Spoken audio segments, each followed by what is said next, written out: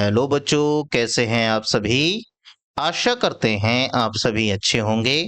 आज हम UP board class 8 गणित विषय की इकाई 3 घनमूल उसकी अभ्यास 3A को सरल करेंगे।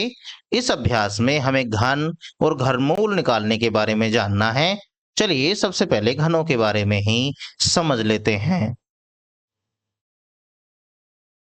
किसी भी संख्या का अगर हमसे घन निकालने के लिए कहा जाता है, मानकर चलिए कोई संख्या है 2 और हमसे कहा जाए कि 2 का निकालिए घन। 2 का घन निकालने के लिए कहा जाएगा तो इसका मतलब होता है हमें 2 की आपस में 3 बार करनी है गुणा, या फिर इसको हम लिख सकते हैं 2 की पावर 3। गुणा करने पर जो भी आएगा वही आपका 2 का घन कहलाएगा। जैसे 2 की 2 में गुणा करेंगे 2 दूनी होते हैं 4, 4 की फिर से 2 में गुणा करेंगे 4 दूनी होते हैं 8। मतलब किसी भी संख्या का आपसे घन निकालने के लिए कहा जाता है, इसका मतलब है उस संख्या की आपको 3 बार आपस में करनी है गुणा। मानकर चलिए हमसे कहा जाए 4 का घन निकालिए। अगर 4 का घन निकालने के लिए कहा जाएगा तो इसका मतलब होता है कि 4 की आपस में 3 बार करनी पड़ेगी गुणा, और गुणा करने के बाद जो भी आएगा वो आपका आंसर हो जाएगा। या तो आप 4 को 3 बार गुणा में करके लिखिए या 4 की पावर में 3 करके लिखिए, दोनों का मतलब एक ही होता है। देखिए 4 की 4 में गुणा करेंगे 4 चौक 16 और 16 चौक होते हैं 64।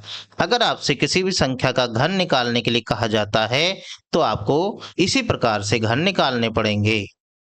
उसके बाद दूसरी चीज होती है, हम कैसे बता पाएंगे कि कोई संख्या पूर्ण घन है या फिर नहीं। वैसे तो इन्हें निकालने की 100 ट्रिक्स होती हैं जिन्हें हम अगली किसी वीडियो में समझेंगे।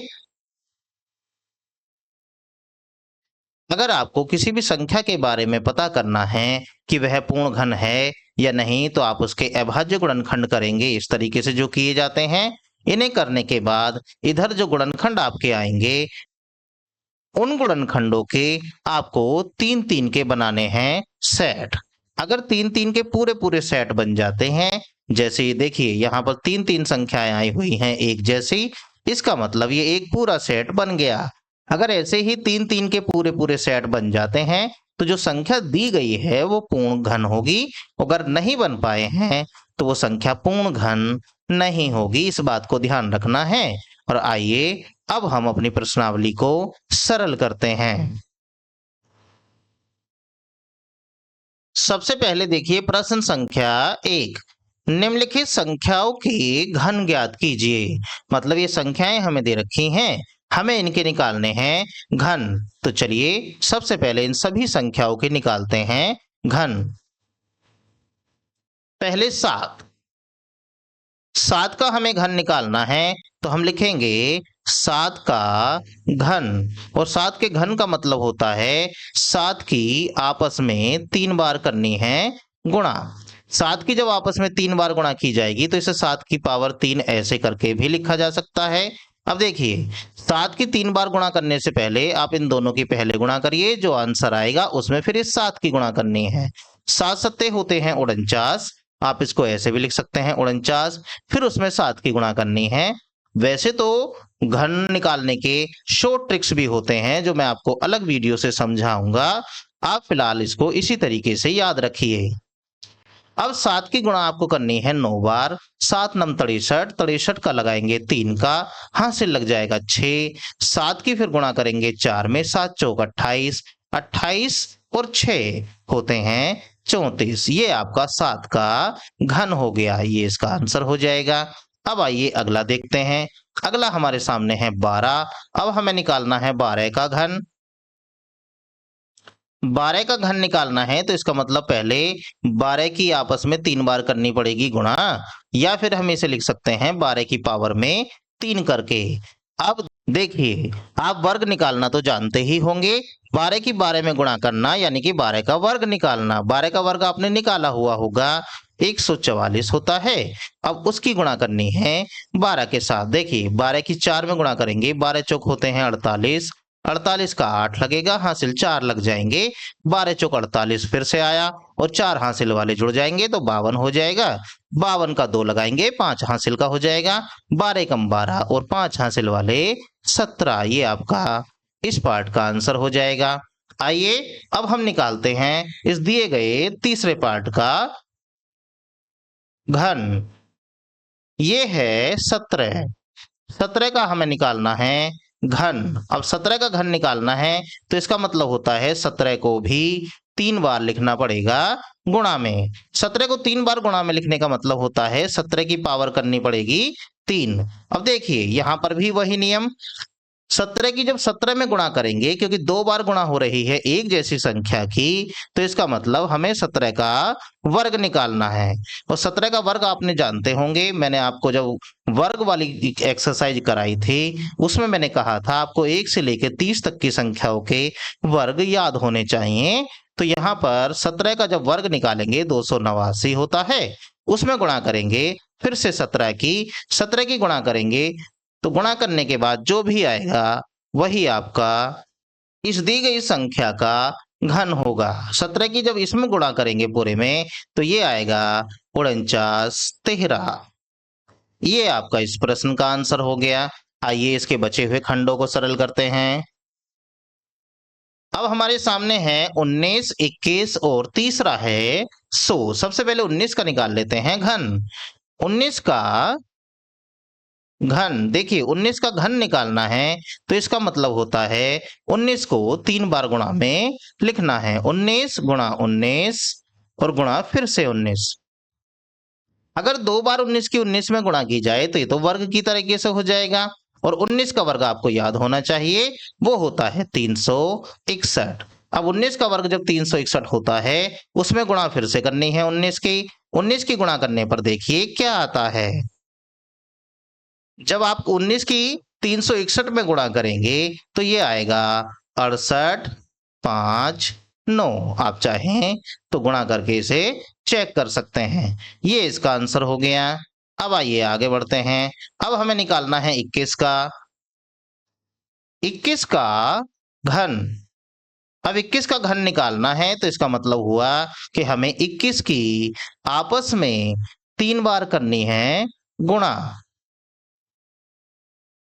3 बार गुणा करके लिखिए या फिर 21 की पावर 3 करके लिखिए, दोनों का मतलब एक ही होता है। अब देखिए 21 की 21 में गुणा, आपने 21 का वर्ग जानते होंगे, 21 का वर्ग होता है 441। तो सबसे पहले 441 लिखिए, उसके बाद गुणा में फिर से 21। अब इसकी जब गुणा करेंगे वापस इसमें तो ये आएगा 9 2 6 1। ये इसका आंसर हो जाएगा। अब आइए आगे, हमारे सामने बच गया है 100। अब हमें निकालना है 100 का घन। 100 का घन निकालना है, इसका मतलब होता है हमें 100 की आपस में 3 बार करनी है गुणा, या फिर 100 की पावर में 3, ऐसे भी आप इसे लिख सकते हैं। अब देखिए 100 की 100 में गुणा करेंगे या फिर तीनों की एक साथ भी कर सकते हैं यहां तो, क्योंकि अंक के बाद सारी जीरो आई हुई हैं। तो सबसे पहले आप जीरो को गिनिए, कितनी जीरो हैं, 2 यहां 2 यहां 2 यहां, कुल मिला के 6 जीरो हैं। तो आप 6 जीरो लगाइए, 4 5 6। उसके बाद ये जो अंक आए हुए हैं इन अंकों की करिए आपस में गुणा। एक की एक में गुणा करेंगे, एक एकम एक, और एक की फिर से इस एक में गुणा करेंगे तो एक एकम फिर से एक, कुल मिलाकर इतना आ जाएगा। ये आपका आंसर हुआ। प्रश्न संख्या 1 में सभी खंडों को हमने सरल कर दिया है। आइए देखते हैं प्रश्न संख्या 2। प्रश्न संख्या 2, माइनस के 5/9 का घन है। मतलब माइनस के 5/9 का जब हम घन निकालेंगे तो वो इन चारों में से कौन सा आएगा, ये हमें बताना है। चलिए जैसे घन निकालते हैं बिल्कुल उसी तरीके से निकलेगा। माइनस के 5/9 का घन। अब देखिए अभी तक हमने जो घन निकाले हैं वो केवल पूरी पूरी संख्या के घन निकाले हैं। ये तो परिमेय संख्या आई हुई है, इसका मतलब ऐसी संख्याओं के जब घन निकाले जाएंगे तो ऊपर और नीचे इन दोनों संख्या को ही पूरी तरीके से 3 बार गुणा में लिखना है।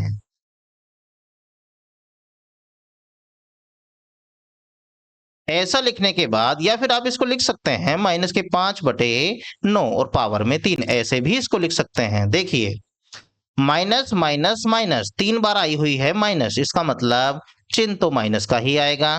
उसके बाद पहले 5 की 5 में गुणा करेंगे, फिर जो आएगा उसकी 5 में फिर से करेंगे।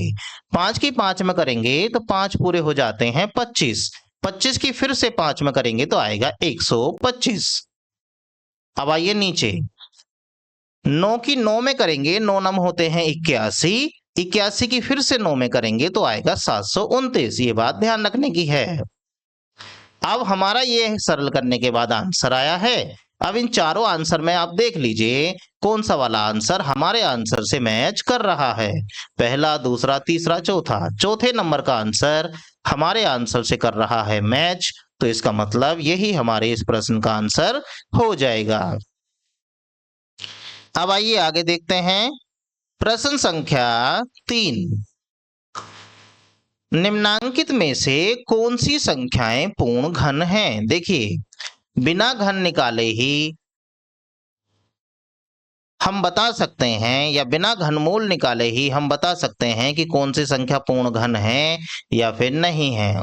उसके लिए हम एक अलग ट्रिक का इस्तेमाल करते हैं, जिसे हम अलग वीडियो बनाकर आपको उसे सिखाएंगे। फिलहाल आप इसको अभाज्य गुणनखंड विधि से सरल करेंगे, ध्यान रखेंगे। यहां पर हम अभाज्य गुणनखंड विधि लगाएंगे, जो मैंने आपको वीडियो की शुरुआत में बताया था, जिसमें हम इस तरीके से लाइनें बनाकर गुणनखंड निकालते हैं। उसके बाद जैसे वर्ग में हम 2-2 के जोड़े बनाया करते थे, अब घन में हम 3-3 के सेट बनाएंगे। अगर किसी संख्या के गुणनखंड करने के बाद गुणनखंडों में 3-3 के सेट पूरे पूरे बन गए, तब तो वो संख्या पूर्ण घन हो जाएगी। अगर ऐसा नहीं हुआ तो वो संख्या पूर्ण घन नहीं होगी, इस बात को ध्यान रखेंगे। चलिए देखते हैं।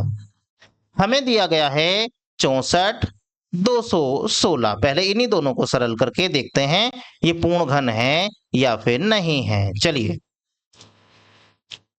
सबसे पहले 64 हम निकालेंगे, 64 के अभाज्य गुणनखंड।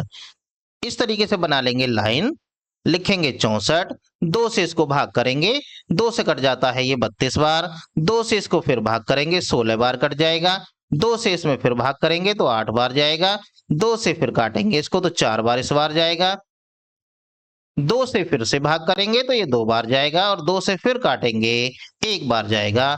हमारे सामने जो संख्या दे रखी थी 64, उसके हमने गुणनखंड निकाल दिए हैं। 1 2 3 4 5 6, 2 जो है वो 6 बार आया है, 1 2 3 और 4 5 और ये रहा 6। अब ध्यान से देखने की बात ये है कि जैसे हम वर्ग मूल निकालते थे तो 2-2 के जोड़े बनाया करते थे, अब हम निकाल रहे हैं घन। हमें ये पता करना है दी गई संख्या पूर्ण घन है या नहीं, तो हम 3-3 के सेट बनाएंगे। एक जैसी संख्याओं में 3-3 अंक लेंगे, यहां भी 3। इसका मतलब देखिए जैसे ही हमने 3-3 के सेट बनाए तो इसके बाद कोई भी अंक शेष नहीं बचा है। इसका मतलब ये होता है ये दी गई संख्या है ये पूर्ण घन है, तो हम लिख देंगे 64 पूर्ण घन है। ये इसका आंसर हो जाएगा। आइए अब इस वाले प्रश्न को भी सरल करते हैं, इसे देखते हैं क्या ये पूर्ण घन आएगी या फिर नहीं। 216, 2 से विभाजित करिए इसे, 2 से ये 108 बार कट जाएगा, फिर 2 से काटेंगे तो ये 54 बार कटेगा, फिर 2 से इसे भाग करेंगे तो ये 27 बार कटेगा, फिर अब ये 2 से जाना बंद हो जाएगा। अब आप इसे काटेंगे 3 से, 3 से 9 बार, फिर 3 से काटेंगे तो ये 3 बार, फिर दोबारा 3 से काटेंगे तो फिर से 3 बार 1।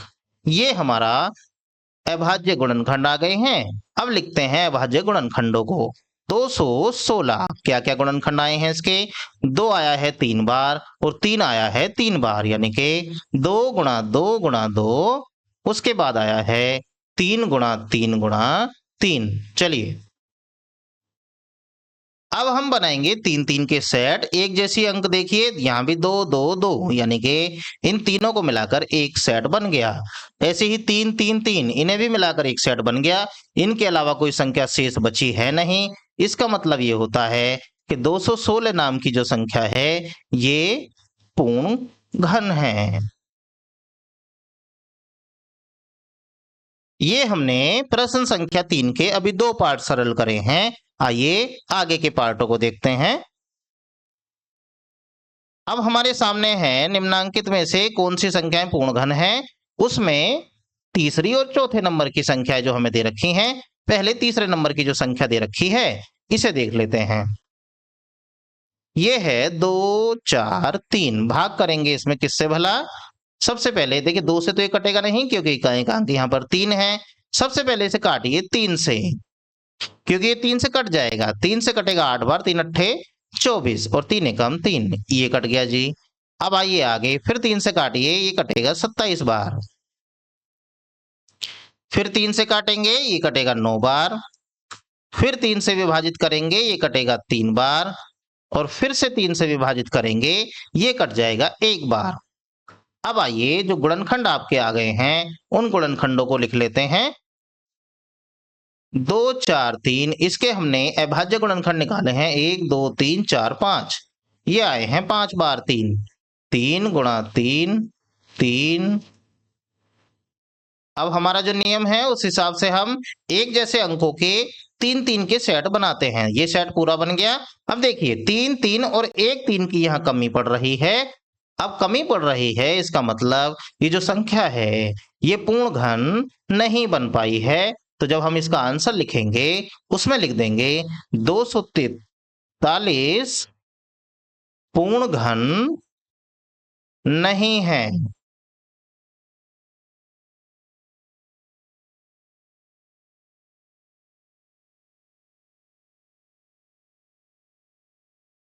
आइए अब इसका दूसरा पार्ट देखते हैं, वो है 900।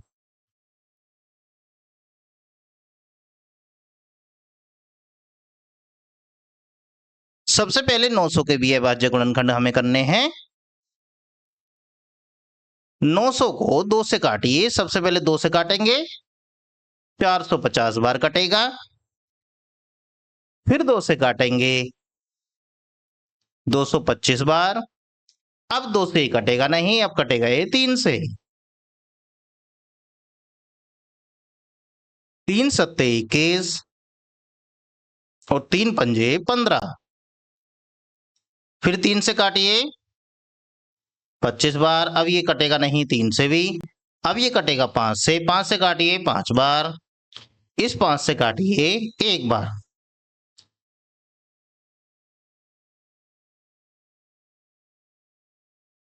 नौ सौ के जो भी गुणनखंड आए हैं उन्हें लिखिए। 2 गुणा 2 गुणा 3 गुणा 3, फिर गुणा 5 और आगे भी 5। अब हमें बनाने हैं 3 3 के सेट। देखिए 2 2 2 बार आया है, 3 3 2 बार आया है, 5 5 भी 2 बार आया है। जबकि हमें बनाने हैं 3 3 के सेट। यहां तो कोई भी 3 3 वाला सेट बन नहीं रहा है।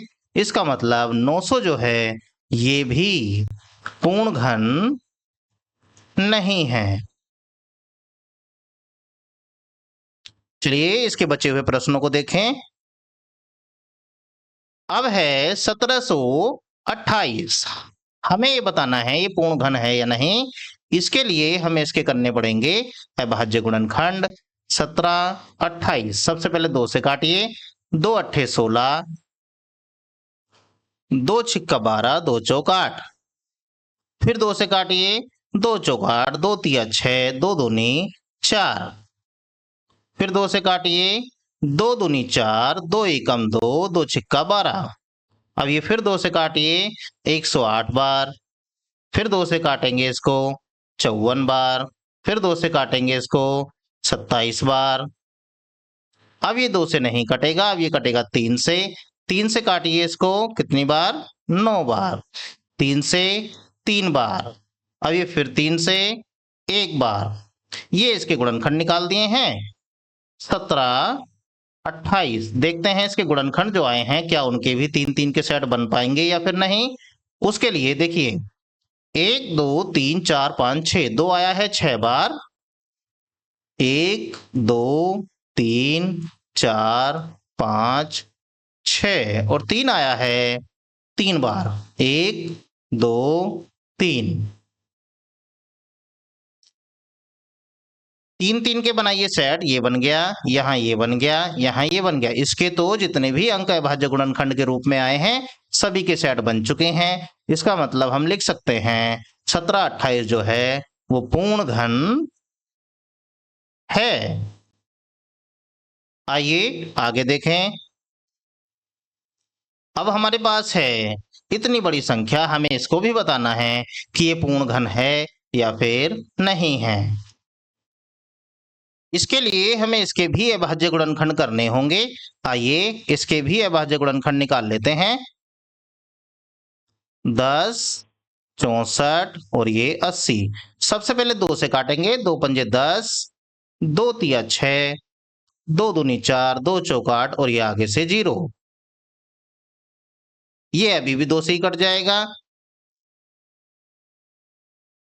2 से काटेंगे, 2 दूनी 4, 2 छिक्का 12, 2 छिक्का फिर से 12, 2 दूनी 4, 2 0 0। ये अभी भी 2 से कटेगा। 2 एकम 2, 2 तिया 6, 2 तिया 6, 2 एकम 2, 2 0 0। अब ये 2 से फिर से कट जाएगा। 2 से इस बार ये कटेगा। 2 तिया 6, 2 तिया 6, 2 पंजे 10 और 2 पंजे 10, इतनी बार। अब ये 2 से कटना बंद हो जाएगा। अब ये कटेगा 6 और 6 12, 12 और 10 22। 3 से तो ये कटेगा नहीं, ये अब कटेगा 5 से। जैसे ही इसमें 5 से भाग करेंगे तो ये आ जाएगा आपका 5 एकम 5, 5 तिया 15, 5 तिया 15, 5 एकम 5। अब ये 5 से भी नहीं कट पाएगा। अब ये कटेगा 11 से। 11 से कटता है ये 121 बार, और फिर 11 से कटेगा ये फिर से 121 बार, 11 बार, और फिर कटेगा 11 से ये एक बार। ये हमने इसके अभाज्य गुणनखंड निकाल दिए हैं। ये है हमारे सामने 10 64 80। अभाज्य गुणनखंड देखिए क्या आया है, 1 2 3 4, 4 बार तो यहां पर 2 आया है, 1 2 3 4। उसके बाद आया है 5 और फिर 3 बार आया है